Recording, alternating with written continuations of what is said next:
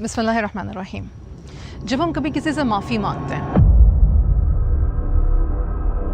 और हमारा दिल होता है कि अब ये सामने वाला जो है हमारा प्यारा, चाहे वो हमारे पेरेंट हैं, बच्चे हैं, ज़ौज हैं, दोस्त हैं, रिश्तेदार हैं, ये हमें माफ़ कर दें, तो हमें किस तरह से माफ़ी मांगनी चाहिए कि हमारे रिलेशनशिप का जो रिपेयर है वो जल्दी हो जाए, आसानी से हो जाए और ट्रस्ट के साथ हो। इसका एक फ़ॉर्मूला है। फ़ॉर्मूला ये है कि आपने माफ़ी मांगी लेकिन उसमें आपने एक्सक्यूज़ेस नहीं दी और डिफेंसिवनेस नहीं है। अब एक्सक्यूज़ेस और डिफेंसिवनेस कैसे लगती है? मुझे पता है कि मैंने गलती की है, मुझे माफ़ कर दो, लेकिन तुम्हें पता है ये उसने मुझे इस बात पे उकसाया था, मैं पीयर प्रेशर में आ गई थी, मुझे पता नहीं चला था, मैंने इतना ज़्यादा सोचा नहीं था। ये सच ज़रूर होंगे, लेकिन इस वक्त माफ़ी के दौरान आपने ज़िम्मेदारी अपनी भरपूर यहीं तक लेनी है कि मैंने गलती की है और मुझे शर्मिंदगी है।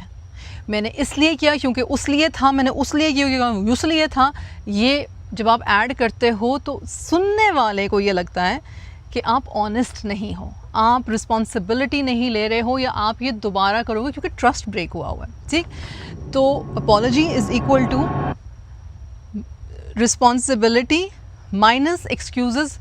एंड डिफेंसिवनेस, वो नहीं करना। और जो दूसरी इंपॉर्टेंट चीज़ है वो ये है कि आपने कंपैशन से बात करनी है कि मुझे अफ़सोस है कि तुम्हें मेरी इस हरकत की वजह से अफ़सोस हुआ,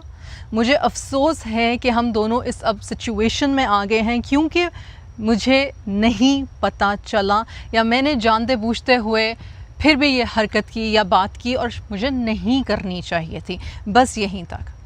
तक। लोगों के लिए यूजुअली अपॉलजी कहना और सही वाला अपॉलजी कहना और अपॉलजी रिसीव करने वाले के लिए अपॉलजी रिसीव करना इसलिए मुश्किल हो जाता है क्योंकि लोग जो हैं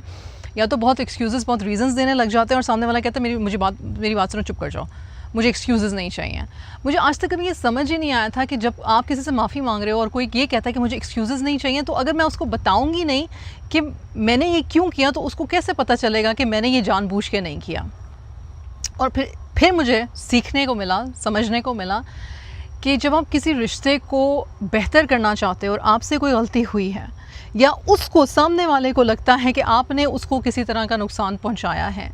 तो आपके ज़हन में ये बात पहले होनी चाहिए, यानी कि आपके रिलेशनशिप का जो रिपेयर का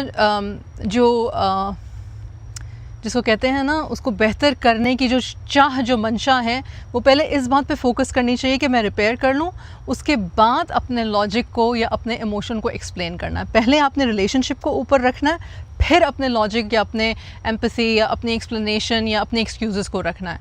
इस वजह से जब आप किसी को अपोलोजाइज़ करें, जब आप किसी से माफ़ी मांगें, तो अपनी आमतौर पर अपनी अना को ज़रा नीचे रख लें और पहले उस रिश्ते के बारे में सोचें। मैं ये नहीं कहती कि लोग जानबूझ के बार बार नाराज़ होते हैं या लोग जानबूझ के नाराज़गी को अपना एज अ टूल इस्तेमाल करते हैं इमोशनली ब्लैकमेल करने के लिए। वो अलग सिचुएशंस हैं, वो भी होता है, उससे कोई डिनाई नहीं कर रहा। लेकिन जब दो अच्छे नेक नीयत लोग, चाहे वो माँ बाप हैं आपस में, चाहे वो बच्चे हैं, चाहे वो बच्चे और माँ बाप हैं, चाहे वो अज़वाज हैं, जब जेन्युइनली कोई गलती होती है तो आपका करने का काम ये है कि पहले रिपेयर करें, फिर उसके बाद जब चीज़ें, मामला ठंडे हो जाएं, जब एक दूसरे पे ट्रस्ट दोबारा बहाल हो जाए, तो फिर बता दें कि अच्छा मेरे जहन में उस वक्त ये चल रहा था, या मैंने अगर उस वक्त ये डिसीजन लिया था तो ये था मेरे जहन में, लेकिन मुझे पता चल गया है कि आइंदा मुझे ऐसे नहीं करना है, या ये चीज़ हम दोनों के लिए बेहतर नहीं है। दैट इज़ हाउ आप कंपैशन क्रिएट करते हो अपॉलजी करने के लिए। और अपने आप को भी एक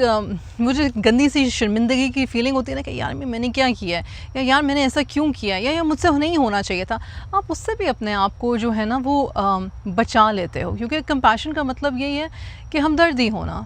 थोड़ा सा सॉफ्टनेस आना अपने अंदर भी और सामने वाले के लिए भी। आई होप कि ये फॉर्मूला ऑफ अपॉलजी जो है आप इसको अपनाएंगे। ये सुनने से नहीं आएगा, इसको माइंड में रख लें, इसको अप्लाई करें, बार बार अप्लाई करें, and you will see a good success rate कि हाउ अपॉलजीज़ जो हैं वो आपके रिलेशनशिप में जब भी ज़रूरत पड़े, यानी कि आप किसी को हर वक्त सॉरी कहते हैं जब भी आपको ज़रूरत पड़े तो अपॉलजी जो है वो सिंसियर लगेगी,